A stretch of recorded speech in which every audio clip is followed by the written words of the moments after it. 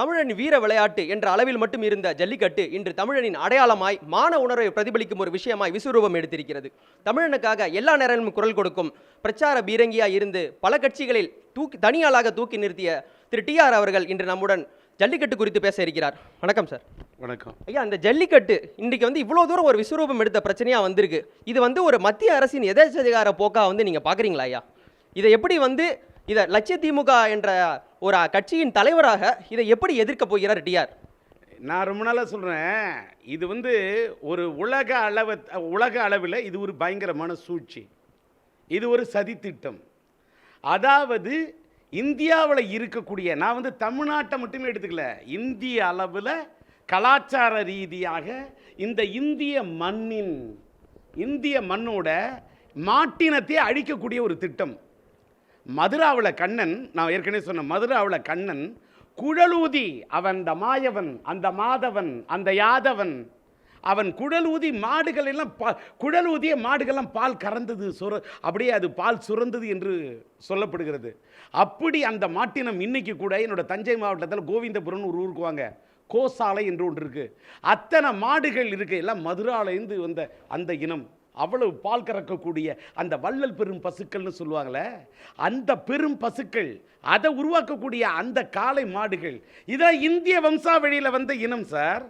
இந்த breed Indian breed, Kangeyam காளையா Indian breed. Mayavaram எருது பூட்டி மணப்பாறை மாடு கட்டி மாயவரம் எருது பூட்டினா மாயவரம் காளைன்னா தனி காளை, டி ராஜேந்தர் மாயவரம் காளை. இந்த நாட்டோடைய காளைக்கு ஒரு இருக்குது. எதுக்கு சார் இந்த ஜல்லிக்கட்டு தெரியுமா?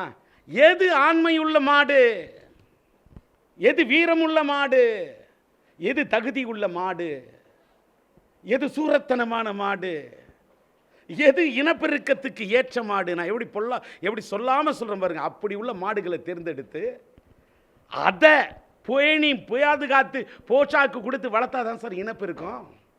அப்போ தான் இந்திய நாட்டோட மாட்டு, நம்மளுடைய மாடு இனம் வளரும். அதை இது பண்ணிட்டு டோட்டலாக இந்த ஜல்லிக்கட்டுக்கு நீ இது பண்ணிட்டுனா அப்படியே டோட்டலாக எங்கள் இந்திய கலாச்சாரப்படி, நான் மதுரை மாட்டுக்குன்னு சொல்கிறேன், மாயவரம் மாட்டுக்கும் போடுறேன், எங்கள் மதுரை மாட்டுக்கும் பேசுகிறேன், காங்கேயம் காளைக்கும் பேசுகிறேன். எங்களோட மாட்டினத்தையே நீங்கள் காயடிச்சிட்டிங்கன்னா எப்படி சார் எங்களோட மாட்டுக்கு இனப்பெருக்கு இருக்கும்? எல்லோரும் எங்களுக்கு புட்டிப்பால் குடிக்கணும்னு ஆசைப்படுறீங்களா? எங்கள் வீட்டு பிள்ளைங்கள்லாம் தமிழ்பால், தாய்ப்பால், இதே மாதிரி பசும்பால் குடிக்கக்கூடாதா? என்னங்க எல்லாத்துக்கும் வெளிநாட்டுக்காரன்றதே தெரியுமா? போடுற ஜீன்ஸ்லேருந்து ஆரம்பிக்க வச்சு பொறிக்கிற பீன்ஸ் வரைக்கும் வெள்ளைக்காரன் கையை ஏந்திட்டு நிற்கணும். தமிழ் சித்தர்கள் 14 சித்தர்களோட பரம்பரையில் வந்தவன் சார். திருமூலர், போகர், அகத்தியர், புலிப்பாணி, இப்படி 14 சித்தர்கள். அகத்தியர் எத்தனை சித்தர்கள் வளர்த்தது நம்மள்கிட்ட. இந்த சித்த வைத்தியத்துக்கு முன்னாடி மற்ற வைத்தியம் நிற்குமா? என்னுடைய மாடுன்னு சொன்ன என்னையா? என்ன நீங்க ஆவுன்னா மிருக விதைன்னு டிராமா பண்ற? யாரு நீங்க? யாரு? என்ன மிருக விதை? யோ, வெளிநாட்டில எல்லாம் புல் ஃபைட் பண்ணாக்கா ஷூட் பண்ணி கொல்றான். தோத்த ஒண்ணு இந்தியாவில் ஜல்லிக்கட்டு நடத்தணும் கொன்னுட்டோமா? யோ, மாடு தான் யா முட்டுது.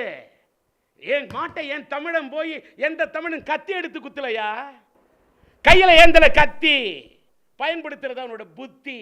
இன்னும் சொல்ல போனா அடக்கக்கூடிய யுக்தி. மாட்டுக்கிட்ட இருக்கிறது கொம்பு, என் தமிழன்ட்ட இருக்கிறது, மானமுள்ள தமிழன்ட்ட இருக்கிறது தெம்பு. அதனால தான் குரல் கொடுத்தான் என் புள்ள சிம்பு. ஐயா, இப்போ பெரியார் காலத்திலிருந்து தொடங்கி அது முதல் தலைமுறை திராவிட எழுச்சியாக இருந்தது. அதற்கடுத்து அண்ணா, அதற்கடுத்து புரட்சி தலைவர் எம்ஜிஆர், கலைஞர்னு தொடங்கி இன்று டிஆர் வரை நிற்கிறது. புரட்சி தலைவர் அம்மாவும் சொல்லுங்க. புரட்சி தலைவர் அம்மா அந்த அம்மாவை நீங்க விடலாம், நான் விட மாட்டேன். டிஆர் ஐயா வரைக்கும் நிற்கிது. இன்று முதலமைச்சர்களை மட்டும் இதுவரை எதிர்த்து வந்த டிஆர் இந்த விவகாரம் மூலமாக மத்திய அரசிற்கு நேரடியாக இறங்கி சவால் விடும் நிலைக்கு வந்திருக்கிறாருங்கய்யா. இல்ல வரலாறை மறந்துட்டு பேசுறீங்க.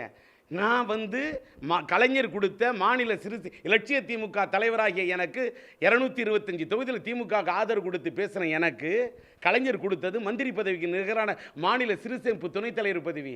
ஈழத்தமிழர் பிரச்சனை ரெட்ட வேடம் போடக்கூடிய சோனியா அரசை, அந்த மன்மோகன் சிங் அரசை எதிர்த்து குரல் கொடுத்து என்னுடைய மாநில சிறுசேமிப்பு துறை தலைவர் துணைத் தலைவர் பதவியை ராஜினாமா பண்ணி தமிழ்நாடு முழுவதும் ஈழத்தமிழர் பிரச்சனைக்காக பேசினவன்.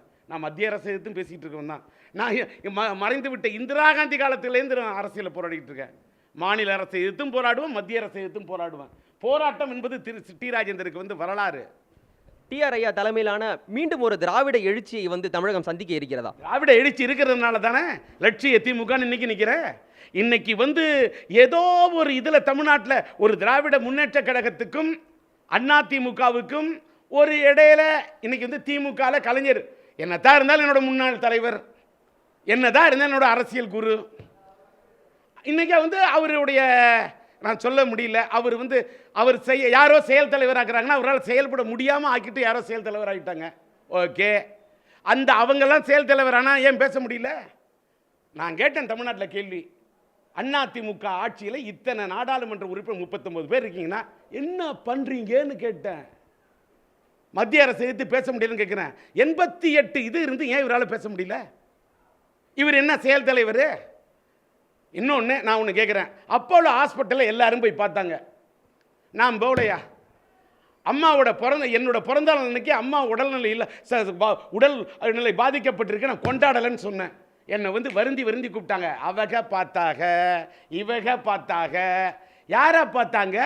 என்னை கூப்பிட்டாங்க வரீங்களான்னு. எதுக்கு? கம்பவுண்டரை பார்த்தேன், நான் காம்பவுண்டை பார்த்தேன்.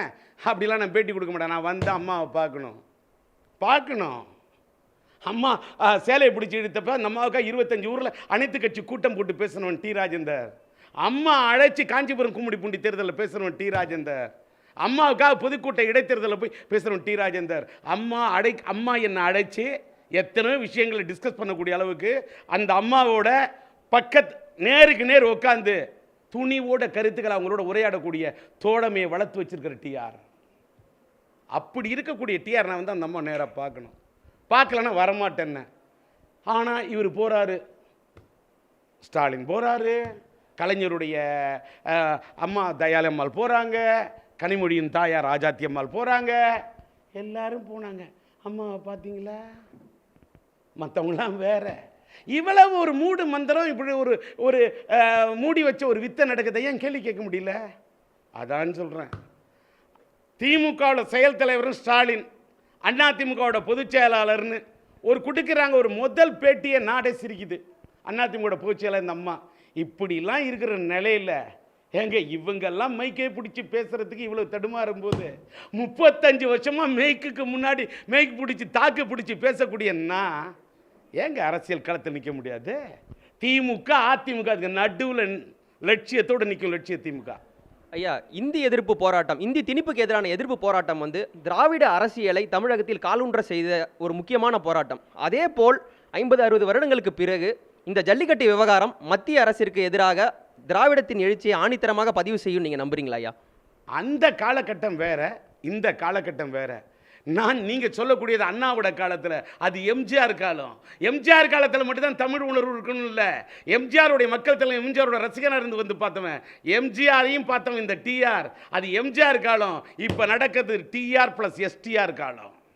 ஒரு நடிகனாக எனது மகன் எஸ்டிஆர் வந்து என்னை தாண்டி செல்வார்னு பல பேட்டிகளை டிஆர் சொல்லியிருந்திருக்காரு. ஒரு அரசியல்வாதியாக எஸ்டிஆர் டிஆரை எப்படி தாண்டுவாரா? அவர் தாண்டுவாரா? அரசியல் களத்துக்கு வர இறைவனிடம் வேண்டுவாரா? அந்த விளக்கை தூண்டுவாரா? எனக்கு தெரியாது. எல்லாம் இறைவன் கையில். நான் முன்னெல்லாம் டி ராஜேந்தர் வேகமாக பேசுவேன், இப்போலாம் நான் விவேகத்தோடு பேசுகிறேன். எல்லாமே இறைவன் கையில் தான் இருக்குது, என் கையில் ஒன்றுமே கிடையாது. அவர் எப்படி வரணுமோ இன்னைய வரைக்கும் என் பையனை நீ இப்படி தான் இருக்கணும் இப்படின்னு நான் எதுவுமே திணிச்சதே கிடையாது.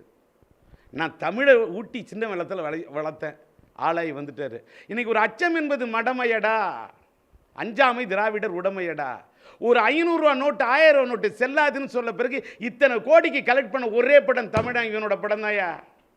ஆனால் இதை வேற யாரோ பண்ணியிருந்தா ஆகா ஓஹோ இந்திரன் சந்திரன் இமயம். ஏன்னா ஒரு தமிழனுக்கு மகனாக பிறந்துட்டான். கலெக்ஷன் எடுத்து காட்டுங்க,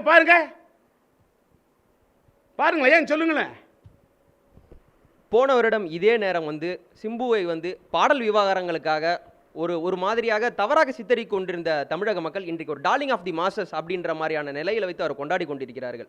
இந்த டிரான்சிஷனை வந்து சிம்புவுக்கான இந்த டிரான்சிஷனை வந்து ஒரு தகப்பனாக எப்படி பார்க்கிறீர்கள்? லட்சிய திமுக தலைவராக எப்படி பார்க்கிறீர்கள்? ஒன்று பீப் சாங் மேட்டரில் அத்தனை மகளிர் அமைப்பு போராடுச்ச எல்லாம் அதுக்கு பின்னாடியில் யாரோ இருந்தாங்க, அது உண்மை. இருந்தது யாருன்னு தெரியும். இருந்தது யார்? அதை தெரிந்தே சந்தித்தவன் டிஆர். நீதிமன்றத்துக்கு போ, அத்தனை நீதிமன்றம் ஏறி இறங்கினேன். என் பையனோட பிரச்சனையை சந்திச்சு நின்னேன். என் கூட நின்னது என்னுடைய கட்சிக்காரர் ரசிகமன்ற தோழரும். ஆனால் அதை எதிர்கொள்ளக்கூடிய பக்குவத்தை கடவுள் நம்பிக்கை, என்னோட தன்னம்பிக்கை கொடுத்தது. அதெல்லாம் தான் என் பையன் பார்க்குறாரு. அப்பாவோட துணிவு, அவரோட துணிச்சல், எதிர்நீச்சல் எல்லாத்தையும் பார்த்துட்டாரு. இன்னைக்கு நாங்கள் நிற்கிறோன்னா யார்? எங்களுக்கு பின்னாடி பலம் யார்? தம்பியுடையான் படைக்கஞ்சான். என்னுடைய என்னுடைய என்னுடைய லட்சிய திராவிட முன்னேற்றத்தின் தம்பிமார்களும் என்னுடைய சிம்பு மன்றத்தின் சிங்கங்களையும் பின்னாடி இருக்கணும். நான் என்ன வேணா செய்வேன். அந்த துணிச்சல் என்கிட்ட இருக்கு. நான் வளர்த்து வச்சிருக்கிறேன். நான் சிம்புவுக்கு ஃபாதர், சிம்பு ரசிகர் மன்றத்துக்கு காட்ஃபாதர். அப்போ திமுக அதிமுக என்ற இருவரும் திராவிட கட்சிகளுக்கு மாற்றாக இனிமே லத்திமுக செயல்பட போகிறதா ஐயா? லத்திமுக இல்ல, லட்சிய திமுக. லட்சிய திராவிட, மன்னிக்கணும், அது இனிமே செயல்பட போகுதுங்களா ஐயா? பாருங்க, நான் சொல்றது இல்லை, செஞ்சு தான் காட்டுவேன். சொல்றது இல்லை, செஞ்சு தான் காட்டுவேன். இன்னொன்று கேட்குறேன், ஒரே ஒரு மேட்ரு.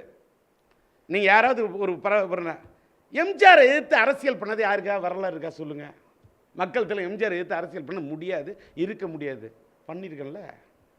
அம்மா எதிர்த்து பர்கூர் தொகுதியில் அரசியல் தேர்தல் களத்தில் நிற்கணும். அந்த அம்மாவை எதிர்த்து நின்னவனு டிஆர் தான். அந்த அம்மாவை ஏற்றுக்கிட்டு அந்த அம்மாவோட சேலையை பிடிச்சி எடுத்தா போய் குரல் கொடுத்ததும் டிஆர் தான். கலைஞருக்காக அத்தனை கால போராட்டத்தில் அவர் ஏற்றுக்கிட்டு போராடினதும் டிஆர் தான். அவரை எதிர்த்து நின்று குரல் கொடுத்ததும் டிஆர் தான். இன்னொன்று சார், இவ்வளோலாம் எதுக்குது சார்? கலைஞரோட புள்ள ஸ்டாலின் தான் தலைவராக ஏற்றுக்கிட்டு போகணும்னு யாரோ பெரிய பெரிய ஆட்கள்லாம் போன பிறகு ராஜேந்தர் போலியே. கலைஞரை தவிர யாரையும் தலைவராக ஏற்றுக்க மாட்டேன்னு சொன்னால் இன்ன வரைக்கும் நின்றுட்டானே சார். நான் தானே சார் தன்மான சிங்கம். நான் படலையா சிங்கம்? இதை விட என்ன வேணும்? இதை விட என்ன துணிச்சல் வேணும்? டிஆர் அவர்களின் அரசியல் பிரவேசம், அதாவது ஒரு செகண்ட் இன்னிங்ஸ் மாதிரியான இப்போது இந்த பிரவேசம் வந்து டிஆரினுடைய நெடிய அரசியல் வரலாறை நம்பி இருக்க போகிறதா, இல்லை புதிதாக சேர்ந்திருக்கும் எஸ்டிஆரின் படைபலங்கள் அவருடைய ரசிகர்களையும் சேர்த்து இருக்க போகிறதா? நீங்கள் இதில் கேட்டாக்க சிம்பு உருவாக்கணும்னு டிஆர் தான். என்ன உருவாக்கணும் இறைவன்?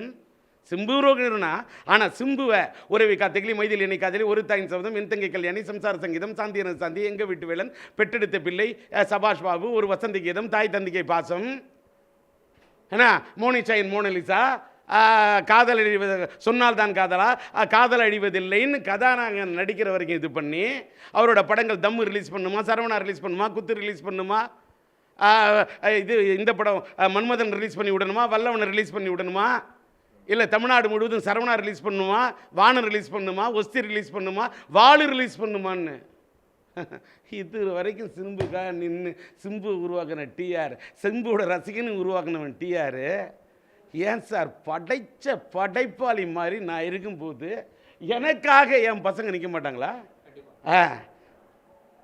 அது தம்பியுடையான் படைக்கஞ்சான். நான் விரல அசைச்சா பசங்க வந்து நிற்க முடியும்.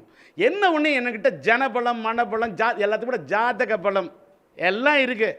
கொஞ்சம் பணபலம் இல்லை. ஆனால் கவலைப்பட மாட்டேன். இப்போ ஏஜிஎஸோட படத்தில் கேவி ஆனந்த் டைரக்ஷனில் விஜய் சேதுபதியோட கமலில் நடிக்கிறேன். ஒரு 4 படம் நடிச்சுட்டு போகிறேன். ஒரு 10-15 படம் பண்ணும். பூக்களை பறிக்காதவர்கள், கூலிக்காரன், அத்தனை படத்துக்கு மியூசிக் பண்ணேன். அத்தனை படத்துக்கு அடிக்கிற மியூசிக் அடித்து இசையமைப்பாளராக போகிறேன்.